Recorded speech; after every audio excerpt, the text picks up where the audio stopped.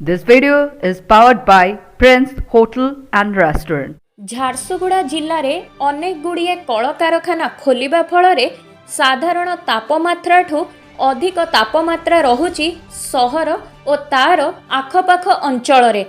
ଦିନକୁ ଦିନ ବୃଦ୍ଧି ପାଇବାରେ ଲାଗିଛି ତାପମାତ୍ରା।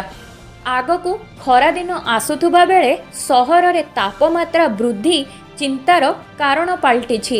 ତା ସହିତ ପାଖାପାଖି ଅଞ୍ଚଳରେ ଥିବା ଜଙ୍ଗଲ ଗୁଡ଼ିକରେ ସ୍ଥାନୀୟ ବାସିନ୍ଦାମାନେ ନିଜ ସୁବିଧା ପାଇଁ ନିଆଁ ଲଗାଇ ଛାଡ଼ି ଦେଉଥିବା ମଧ୍ୟ ଦେଖିବାକୁ ମିଳିଛି। ଅନ୍ୟପକ୍ଷରେ ଖରାଦିନେ ଘରେ ବ୍ୟବହାର କରାଯାଉଥିବା ଗ୍ୟାସ୍ ସିଲିଣ୍ଡର ଜନିତ ଅଗ୍ନିକାଣ୍ଡକୁ ମଧ୍ୟ ଅଣଦେଖା କରାଯାଇପାରିବ ନାହିଁ। ଜିଲ୍ଲାର ବିଭିନ୍ନ ବ୍ଲକ ଓ ଗାଁ ଗୁଡ଼ିକରେ ବନ ବିଭାଗ ପକ୍ଷରୁ ବହୁ ଆଗରୁ ଲୋକମାନଙ୍କ ମଧ୍ୟରେ ସଚେତନତା ସୃଷ୍ଟି କରିବା ପାଇଁ ସଚେତନତା କାର୍ଯ୍ୟକ୍ରମମାନ ଅନୁଷ୍ଠିତ କରାଯାଉଛି। ତେବେ ବଢ଼େଇମୁଣ୍ଡା ଅଞ୍ଚଳରେ ଆଜି ଝାରସୁଗୁଡ଼ା ଜିଲ୍ଲା ବନ ବିଭାଗ ଓ ଅଗ୍ନିଶମ ବିଭାଗର ମିଳିତ ଆନୁକୂଲ୍ୟରେ ଏକ ପ୍ରଶିକ୍ଷଣ ଶିବିର ଅନୁଷ୍ଠିତ ହୋଇଯାଇଛି। ଏହି ଶିବିରରେ ନିଆଁ ଲାଗିବାର ବିଭିନ୍ନ କାରଣ ସହିତ ଆକସ୍ମିକ ଦୁର୍ଘଟଣାକୁ କିପରି ଭାବେ ଏଡ଼ାଇ ଦିଆଯାଇପାରିବ ସେ ବିଷୟରେ ସୂଚନା ଓ ତାଲିମ ପ୍ରଦାନ କରାଯାଇଥିଲା। ଶୋଭନା ମହାପାତ୍ର ସହିତ ବ୍ୟୁରୋ ରିପୋର୍ଟ ଭାଇରାଲ ଝାରସୁଗୁଡ଼ା। ମୁଁ ଝାରସୁଗୁଡ଼ା ବନାଞ୍ଚଳ ଅଧିକାରୀ ଶ୍ରୀ ରମେଶ ଚନ୍ଦ୍ର ନାଥ, ଯାହାକି ଆଜି ଆମ ଯେଉଁ ଫରେଷ୍ଟ ଫାୟାର ଉପରେ ଆମେ ଆଜି ଗୋଟେ କର୍ମଶାଳା କରୁଛୁ।